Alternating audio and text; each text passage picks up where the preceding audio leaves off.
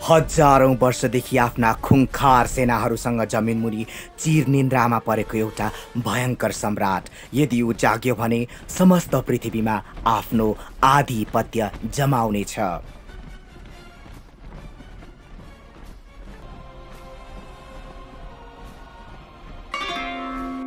Nepali film explainer प्रस्तुत गर्दछ the mummy tomb of the dragon emperor. यो कहानीको सुरुवात चीनमा हुन्छ, जहाँ धेरै समय अघि असल र खराब अर्थात् गुड एन्ड एभलको बीच घमासान युद्ध भएको थियो। समस्त राष्ट्र गृहयुद्धको चपेटामा परेर टुक्रिएको अवस्थामा थियो अनि सबै राज्यहरू भूमि र शक्ति प्राप्त गर्नको लागि परस्परमा युद्धरत थिए। तर त्यसैमा एकजना यस्तो क्रूर राजा हुन्छ जो आफूलाई सम्राट बनाउने इच्छा पालेर बसेको हुन्छ। अन्य राज्यहरूले त्यो क्रूर राजालाई युद्धमा परास्त गर्न अनेकन कोसिसहरू गरे, यद्यपि उसलाई कसैले पनि जित्न सकेन। त्यो राजा बिस्तारै एक एक राज्यलाई जित्दै आफ्नो अधीनमा ल्याउँदै अघि बढ्दै गयो र हेर्दा हेर्दै पुरै सिङ्गो चीनलाई नै आफ्नो मुठीमा लिन सफल भयो। तर विडम्बना समयले कसैलाई पनि पर्खँदैन। राजा बिस्तारै बुढो हुन थाल्छ, त्यसैले ऊ आफ्नो अन्तिम शत्रु अर्थात् मृत्युलाई पनि जितेर अमर बन्न चाहन्थ्यो। एक दिन उसले एकजना जादुगर्नीको विषयमा थाहा पायो जो अमर हुन्छे, साथै ती जादुगर्नीलाई अनन्त जीवन पाउने रहस्य पनि थाहा थियो। सम्राट आफ्नो सेनापतिलाई ती जादुगर्नीलाई खोजेर आफू कहाँ झिकाउन पठाउँछ। सेनापतिले ती जादुगर्नीको खोजी गर्छन् र उनलाई फेला पार्छन् अनि यसै क्रममा ती जादुगर्नी र राजाका सेनापति एकअर्काको निकै नजिक आउँछन् अनि त्यो निकटता मायामा परिणत हुन्छ। अब ती सेनापति जादुगर्नीलाई लिएर राजमहल फर्कन्छन्। राजाले जादुगर्नीलाई भेट्छ, तर राजा जादुगर्नीले सोचेको जस्तो खालकी हुँदिनन्। उनको रूप एकदमै सुन्दर हुन्छ। राजालाई पनि एकै नजरमा उनीप्रति मोह जाग्छ। राजा उनलाई मन पराउन थाल्छ, तर जादुगर्नी त सम्राटको सेनापति मिङलाई मन पराउँथिन्, जुन कुरा त्यो सम्राटलाई थाहा हुँदैन। तर यो कुरा सम्राटबाट धेरै दिन लुक्न सक्दैन, किनकि एक दिन सेनापति मिङ र जादुगर्नीले शारीरिक सम्बन्ध राख्दै गरेको बेला राजा स्वयंले देख्छ। यो कुराले राजालाई एकदमै रिस उठ्छ। जादुगर्नी राजा कहाँ आएर म तपाईँका सेनापतिलाई माया गर्छु र उनीसँग विवाह गर्न चाहन्छु भन्छन्। तब राजा जवाफमा भन्छ, हुन्छ, तिमी बिहे गर्न सक्छौ, तर पहिला तिमीले मलाई कहिले नमर्ने अमर बनाउनु पर्छ। जादुगर्नी राजाको प्रस्ताव मान्न सहमत हुन्छन्। उनी संस्कृत भाषामा केही मन्त्रहरू उच्चारण गर्छिन्, जस पश्चात राजालाई आफूभित्र शक्ति आएको अनुभूति हुन्छ। आफूभित्र केही परिवर्तन भए जस्तो लाग्छ। राजा जादुगर्नीलाई बाहिर ल्याउँछन्, जहाँ जादुगर्नी देख्छिन् राजाले त सेनापति मिङलाई बन्दी बनाएको हुन्छ। सेनापतिको चारैतिर खुङ्खार जनावरहरू छोडिएका हुन्छन् अनि सम्राट आफ्ना सिपाहीहरूलाई सेनापति मिङलाई मार भन्ने आदेश दिन्छ। सेनापतिलाई एकदमै विभत्स तरिकाले मारिन्छ, उनको हत्या गरिन्छ। त्यसपछि राजाले जादुगर्नीलाई पनि छुरा प्रहार गर्छ, तर त्यसको एकैछिनमा सम्राट र उसका हरेक सेना र समस्त सिपाहीहरूको आँखाबाट कालो खुन जस्तो केही बगेर निस्कन्छ। त्यो सम्राट आफ्नो पुरै सेनासँग त्यहीँको त्यहीँ जमेर मूर्ति बन्छ। ती जादुगर्नी त्यहाँबाट भागेर निस्कन्छन्। वास्तवमा जादुगर्नीलाई राजाको नियतप्रति सुरुदेखि नै शङ्का थियो, त्यसैले उनले संस्कृतमा पढेका मन्त्र राजालाई अमर बनाउनको लागि थिएन, तर श्राप चाहिँ थियो। अर्थात् राजा र उनका सबै सेनाहरूले एउटा श्राप चाहिँ पाए, जसले गर्दा अब उनीहरू जमेर जिउँदो लास अर्थात् ममीमा परिणत भए। त्यसपछि हजारौं वर्षहरू बित्छन् र समय आउँछ सन् 1946 को। यो समय भनेको दोस्रो विश्वयुद्ध सकिसकेपछिको तत्कालीन समय हो। अझै पनि सम्राट र उनका सबै सेना जमिनमुनि गाडिएकै अवस्थामा छन्, जो जिउँदो भएर सल्भ लाउन प्रतीक्षारत हुन्छन्। यसै बेला बेलायतमा हामी रिक र एभलिनलाई देख्छौँ। उनीहरू खाना खाने टेबलमा कुरा गर्दै हुन्छन्। एभलिन एक सफल लेखिका बनेकी हुन्छन्। उनले मिश्रमा घटेका घटनाहरूबाट प्रेरित भएर 2वटा पुस्तक समेत प्रकाशित गरिसकेकी छिन्। खासमा उनले प्रकाशकलाई 3वटा पुस्तक लेख्ने वचन दिएकी थिइन्, तर अझै पनि एक पुस्तक लेख्न सकिरहेकी हुँदिनन्। उता चीनमा रिक र एभलिनका छोरा एलेक्सलाई देखाइन्छ। उनी एक पुरातात्विक उत्खनन क्षेत्रमा कार्यरत हुन्छन्। उनी त्यही सम्राटको विशाल प्रतिमालाई खनेर निकाल्ने काम गर्दै हुन्छन्। खन्दै गर्दा एलेक्सले राजाको दरबारको मुख्य प्रवेशद्वार भेट्टाउँछ र आफ्ना 3जना सहकर्मीसँग त्यहाँभित्र प्रवेश गर्छ। अनि अरू कुरा खोज्न थाल्छ। त्यहाँ एलेक्सले सम्राटका सबै सेनाहरू एउटै लहरमा जमेर उभिएको भेट्टाउँछ। त्यतिकैमा त्यहाँ एकजना रहस्यमय युवती आउँछिन्।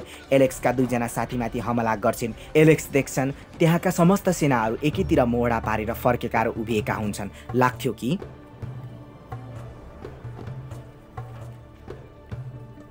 ती सबै सेनाहरू आफ्ना सम्राटको आदेशको प्रतीक्षामा छन्।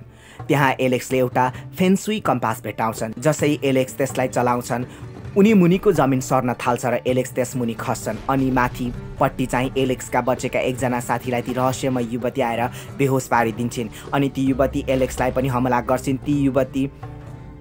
ती दुई बीच घम्साघम्सी हुँदा ती युवतीको अनुहारबाट कपडा खस्छ र एलेक्सले तिनको अनुहार देख्छन्। तर तिनी त्यहाँबाट भाग्छिन्। उता रिक र एभलिन आफ्नो दाजु जोनाथनलाई भेट्न र बेलायती सरकारद्वारा दिएको आदेश बमोजिम चीनको स्याङ्ग्रिलामा आँखा खसाल्न चीनमा आउँछन्। स्याङ्ग्रिलाको आँखा एक प्रकारको हिरा हुन्छ जुन चीनको सांस्कृतिक धरोहर मानिन्थ्यो। त्यस बेला बेलायत सरकारको स्वामित्वमा थियो र हाल बेलायत सरकार त्यसलाई रिक र एभलिन मार्फत चीन फिर्ता गराउन चाहन्छ। एलेक्स आफ्नो परिवारलाई आफ्नो नठान्ने खालका हुन्छन्। साथै उनी र उनका बुवाआमा बीच पनि निकै फाटो आएको हुन्छ र चीनमा आफ्ना बुवाआमालाई देखेर एलेक्सलाई कति पनि खुसी लाग्दैन। तर रिक र एभलिन हरेस खाँदैनन्। उनीहरू एक कुशल अभिभावक बन्न लागि परेका हुन्छन्। त्यहाँ गएर रिक र एभलिनलाई आफैसँग काम गर्ने उनीहरूको साथी जनरल याङसँग मिलेको थाहा हुन्छ। जनरल याङ श्रापित सम्राटलाई जिउँदो बनाउन चाहन्थ्यो किनकि उसलाई लाग्थ्यो दोस्रो विश्वयुद्धपछि निम्तिएको अस्तव्यस्त परिस्थितिबाट चीनलाई केवल ती सम्राटले मात्र निकाल्न सक्छ। त्यसैले याङ रिक र एभलिनलाई बन्दी बनाएर जबरजस्ती त्यो हिराको आँखालाई खोल्छ। त्यो आँखामा मुर्दालाई पुनर्जीवित गर्ने पानी हुन्छ। खासमा त्यहाँ घोडाको पछाडि एउटा सिपाही हुन्छ जसको छेउमा एउटा बाकस हुन्छ र बाकसमा त्यही सम्राटको मम्मी हुन्छ। याङ त्यो हिराको आँखाभित्र भएको त्यो पानीले सम्राटलाई जिउँदो पार्न त्यो पानी खनाउने मात्रै के लागेको हुन्छ। त्यत्तिकैमा एलेक्स र ती रहस्यमय युवती डोरीमा झुन्डेर आइपुग्छन् र याङलाई लात्तले हानेर उछिट्याइदिन्छन्। तर त्यसै क्रममा याङको हातमा भएको त्यो जिउँदो पानी कफिनभित्र सम्राटको शरीरलाई नभई घोडामा सवार सिपाहीको मूर्तिमा गएर छर्किन्छ जसले त्यो पानी सबै त्यो शरीरभित्र शोषिन्छ र घोडामा भएको सिपाही चाहिँ जिउँदो हुन थाल्छ। तब हामी देख्छौँ कफिनभित्र भएको चाहिँ सम्राट होइन तर घोडामाथि बसेको चाहिँ पो सम्राट हुँदो रहेछ। तर त्यो सम्राट अब एकपटक फेरि जिउँदो भइसकेको हुन्छ। रिक र उसका साथी सम्राटमाथि कयौँ गोली चलाउँछन् तर सम्राट धेरै शक्तिशाली थियो। ऊ आफ्नो मुखबाट आगोको मुस्लो निकाल्छ। तब जनरल याङले सम्राटलाई म तपाईँको सेवक हुँ भन्छ। तब सम्राटले उसलाई आफ्नो रथमा बसाउँछ। सम्राट निस्कदै गर्दा एलेक्स र ती युवती उसको सवारीलाई समात्छन्। ती रहस्यमय युवतीको नाम लिन हुन्छ। अब उनी र एलेक्स साथी बनेका छन्, एकअर्कालाई चिन्छन् अनि एलेक्स चाहिँ उनलाई भित्रभित्रै मन पनि पराउन थालिसकेका छन्। उनीहरू जसरी पनि सम्राटसम्म पुग्न चाहन्थे तर उनीहरूले समातेको बग्गीको भाग सेनापति याङले छुटाइदिन्छ। यसरी सम्राट र याङ बचेर भाग्छन्। लिन एभलिनलाई एउटा चक्कु देखाउँछिन् र भन्छन् जबसम्म हामीले सम्राटको मुटुमा यो छुरा रोप्दैनौँ तबसम्म ऊ मर्ने छैन। यहाँ हामीलाई लिन त्यही सुरुमा राजालाई श्राप दिने जादुगर्नीको छोरी हो भन्ने कुरा थाहा हुन्छ। लिन भन्छन् हिमालयमा एउटा सुनौलो स्तम्भ छ। यदि त्यहाँ अघि जनरल याङले खोसेको हिराको त्यो आँखालाई लगेर राखिदियो भने साङ्ग्रिलाको बाटो त्यो आँखाले देखाउनेछ। साङ्ग्रिला भनेको चाहिँ एउटा यस्तो पानीको मूल हो जसको पानी पियो भने मान्छेले अनन्त जीवन पाउँछ, अमर भन्ने हुन्छ। त्यसैले यसलाई स्याङ्ग्रिला पुल अफ इटर्नल भनिन्छ। र यदि सम्राटले त्यो पानी पियो भने सधैँका लागि अमर बन्नेछ। साथै ऊ आफ्नो माटोका सबै सेनाहरूलाई पनि जिउँदो बनाउनेछ र त्यसपछि कोही पनि सम्राटको दुराचार र आतङ्कलाई रोक्न सक्ने छैन। त्यसैले हामी सबै यथाशीघ्र त्यहाँ पुग्नुपर्छ। सम्राटभन्दा अगाडि नै पुगेर उसलाई रोक्नुपर्छ। त्यसपछि उनीहरू हिमालयतर्फ प्रस्थान गर्छन् अनि सम्राट र जनरल याङ आउन लागेको ठाउँमा पुग्छन्। जब जनरल याङ र सम्राट त्यहाँ आइपुग्छन् तब ती दुई समूहबीच झडप हुन्छ।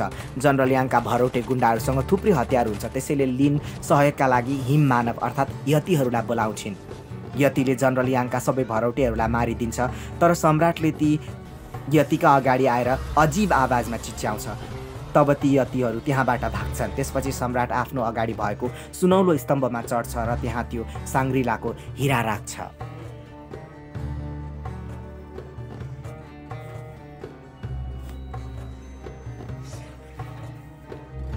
तब त्यो हिराबाट एउटा दिव्य ज्योति प्रकाशित हुन्छ जसले साङ्ग्रिलाको बाटो देखाउँछ। त्यहाँ अनन्त जीवनको पानीको स्रोत हुन्छ। त्यो पानी पियो भने अनन्त जीवन पाएर सम्राट अमर बन्नेछ, साथै आफ्ना समस्त सेनाहरूलाई जागृत गर्नेछ। एलेक्स सम्राटलाई रोक्न चाहन्थे, त्यसैले आफ्नो हातमा भएको विस्फोटक डाइनामाइट हिउँको ठुलो पहाड भएतिर फाल्छन् ताकि धेरै हिउँ पहिरो आएर सम्राटलाई बगाएर लैजाओस् र त्यसो गर्नबाट रोकोस्। तर यो सब हुनु अगावै सम्राटले एलेक्सलाई मार्न आफ्नो तरबार प्रहार गर्छ, तर एलेक्सका पिता रिकले एलेक्सलाई ठेल्छन् र आफूले त्यो तरबार थाप्छन्। यो दृश्य एकदमै मार्मिक छ र योबाट थाहा हुन्छ कि बुवामा जस्तै भए पनि आफ्नो सन्तानलाई बचाउनको निम्ति कति हदसम्म बलिदान गर्न तयार हुन्छन्। तर एलेक्सका पिता रिकले एलेक्सलाई ठेल्छन् र आफूले त्यो तरबार थाप्छन्। तर एलेक्सले डाइनामाइट पनि फ्याँकिसकेका हुन्छन्, जसले गर्दा त्यहाँ ठुलो विस्फोटन हुन्छ। हिउँ तलतिर बगेर आउँछ, तर धन्न ती यतिहरू आएर उनीहरूलाई बचाउँछन्। तर रिक अत्यन्तै घाइते भइसकेका हुन्छन्। उनी आफ्ना अन्तिम सास गनिरहेका हुन्छन्। त्यसैले उनलाई बचाउन हिम मानवहरू स्याङ्ग्रिला स्थित एउटा गुफामा लिएर जान्छन्। त्यहाँ गुफाभित्र लिन र सबैको भेट उनकी आमा जादुगर्नीसँग हुन्छ। उनी तिनै जादुगर्नी हुन् जसले आजभन्दा हजारौँ वर्ष पहिले सम्राट र उनका सेनाहरूलाई श्राप दिएर माटोको बनाइदिएकी हुन्छन्। त्यसपछि लिनकी आमा पवित्र पानीले रिकको चोट निको पारिदिन्छन्। एलेक्स लिनकी आमालाई यी सबसँग तपाईँको के सम्बन्ध छ भनेर सोध्छन्। जवाफमा उनी भन्छन्, हजारौँ वर्ष पहिले राजाले मैले माया गरेको सेनापतिको हत्या गरेको थियो। तिनी लिनका पिता थिए। उसले त मलाई पनि छुरा प्रहार गरेको थियो, तर मलाई पनि हिम मानवहरू कसै गरी खोजेर भेटे। यहाँसम्म ल्याएर पवित्र पानीले मेरो जीवन रक्षा गरे। तर अब हामीले जसरी भए पनि त्यो सम्राटलाई यो पवित्र जलाशयबाट टाढा राख्नुपर्छ। यदि उसले यो पानी पियो भने ऊ अत्यन्तै बलशाली बन्नेछ, आफ्ना समस्त सेनाहरूलाई जिउँदो बनाउनेछ र सदाको निम्ति अमर बन्नेछ। साथै ऊ आफूलाई एउटा भयङ्कर र अत्यन्तै डरलाग्दो पशुमा बदल्नेछ। त्यो ठाउँमा एलेक्स र लिन बीच निकटता बढ्छ, तर लिन यस्तो भएको चाहन्नथिन् किनकि उनीसँग अनन्त जीवन भएकोले उनी सधैँभरि जीवित रहने छिन्। तर एलेक्स भने अमर छैन, त्यसैले उनी चाहन्नन् कि एलेक्स उनको जीवनमा आउन् र एलेक्सको मृत्युपछि उनले पनि त्यही पीडा भोग्नु परोस् जुन पीडाको वियोग उनकी आमाले खेप्नु परेको थियो।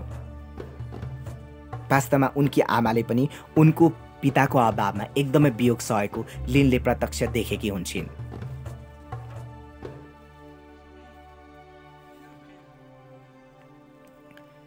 त्यसपछि एलेक्स आफ्ना पिता कहाँ जान्छन्, जहाँ उनलाई होस आइसकेको हुन्छ। एलेक्सलाई पनि आफ्नो गल्ती महसुस भइसकेको हुन्छ। त्यसपछि ऊ कसिएर आफ्ना बुवालाई अँगाल्छ। यसबाट उनीहरू बीचको जति पनि दूरी फाटो थियो त्यो सबै समाप्त हुन्छ। त्यहाँ सम्राट र जनरल याङ आएर हमला गर्छन्। उनीहरूसँग भएको सम्राटलाई मार्ने हतियार त्यो छुरा पनि उनीहरूबाट खोज्छन् र सम्राट त्यो पवित्र पानीको मूलमा डुबुल्की मार्छ। त्यसभित्र गएपछि उसको शक्तिमा असङ्ख्य गुणावृद्धि हुन्छ र त्यसबाट राजाको मूल स्वरूपको सट्टा तीनमुखी अजिङ्गर चाहिँ बाहिर निस्कन्छ। यो सम्राटको फेरिएको रूप हुन्छ। अब उसलाई कोही पनि परास्त गर्न सक्दैन। ऊ जाँदा लिनलाई पनि आफै साथ अगुवा गरेर उठाएर लैजान्छ। लिनकी आमा जसरी भए पनि आफ्नी छोरीलाई बचाउन चाहन्थिन्। रिक भन्छन्, हामी हेलिकप्टरबाट ऊभन्दा पहिले उसको सेना भएको ठाउँमा पुग्न सक्नेछौँ, जहाँ ऊ पहिले आफ्ना सेनालाई जिउँदो पार्न आइरहेको हुन्छ। तर उसको सामना गर्नु त्यति सहज थिएन। त्यसैले लिनकी आमा आफूसँग भएको एउटा योजना बताउँछिन्। सम्राटले आफ्ना शत्रुहरूलाई मारेर चीनको ग्रेट वाल मुनि गाडेको थियो र ती सबैका आत्माले त्यस ग्रेट वालको पहरा गरून् भनी श्राप दिएको थियो। म गएर उनीहरू सबैको आत्मालाई जगाउनेछु र आफ्नो एउटा फौज तयार गर्नेछु। तर यसका लागि ती जादुगर्नीले आफू र आफ्नी छोरीको अमरत्वको बलिदान गर्नुपर्ने हुन्छ। उनी आफू समक्ष अरू कुनै बाटो बाँकी नरहेकोले यो कार्य गर्न बाध्य थिइन्। उनी त्यसपछि एउटा अनुष्ठान गरेर ती सबै मृतक आत्माहरूको आह्वान गर्छिन्। तब ग्रेट वाल छेउछाउको जमिन फाट्छ र ती सुति गएका आत्माहरू सलबलाएर उठ्न सुरु गर्छन्। त्यहाँबाट एउटा सेनाको फौज तयार हुन्छ। यता सम्राटले पनि आफ्ना सेनालाई जगाइसकेको हुन्छ अनि ती दुई पक्षका सेनाहरू बीचमा घमासान युद्ध सुरु हुन्छ। युद्धमा लिनकी आमा र सम्राटको भिडन्त हुन्छ। जब सम्राट लिनकी आमालाई तरबार प्रहार गर्छ तब ती आफ्नो हातले रोक्छिन्। उनी देख्छिन् सम्राटको कम्मरमा त्यही छुरी छ जसद्वारा सम्राटलाई मार्न सकिन्छ। त्यो छुरी लिन उनी आफ्नो हातले समातेको सम्राटको तरबार छोडिदिन्छन्, जसद्वारा राजाको तरबारले उनको वारपार मुटु छेड्छ। तर उनी त्यो छुरी लिएरै छोड्छिन्। यता एलेक्सले लिनलाई कैदबाट छुटाइसकेको हुन्छ। लिन आफ्नी आमा कहाँ आउँछिन् जो आफ्नो जीवनको अन्तिम सास फेर्दै हुन्छन्।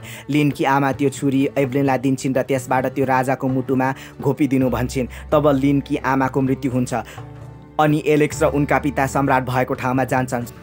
सम्राट एक खुङखार जनावरको भेषमा पछाडिबाट आएर आक्रमण गर्छ। उनीहरू उसको शरीरमा त्यो छुरी घोप्छन् तर त्यो उसको मुटुसम्म पुग्दैन। तब सम्राट आफ्नो मूल रूपमा आउँछ। उससँग आफ्ना काल बन्ने त्यो छुरी हुन्छ जुन रिकतिर प्रहार गर्छ। त्यही क्रममा त्यो छुरी ठोकिएर भाँचिन्छ, 2 टुक्रा हुन्छ। तब रिक सम्राटलाई ललकार्छ, यदि त एउटा मर्द होस् भने बिना जादु मसँग आएर लड र जितेर देखा। एलेक्स घायल हुन्छ। रिक र सम्राट बीच दह्रो युद्ध हुन्छ। जब रिकको हात सम्राटले समात्छ जसमा त्यो भाँचिएको चक्कुको आदि भाग हुन्छ,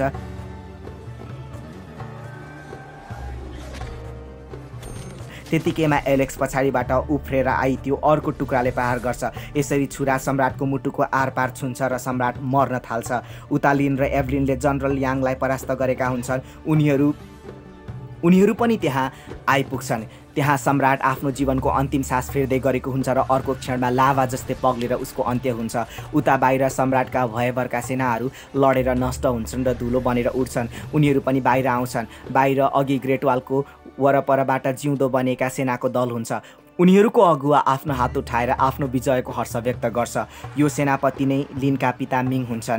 लिन ती सेनापति अर्थात् आफ्ना पिता मिङलाई अन्तिम पटक हेर्छिन् अनि यो पुरै सेना पनि धुलो बनेर उडी जान्छ।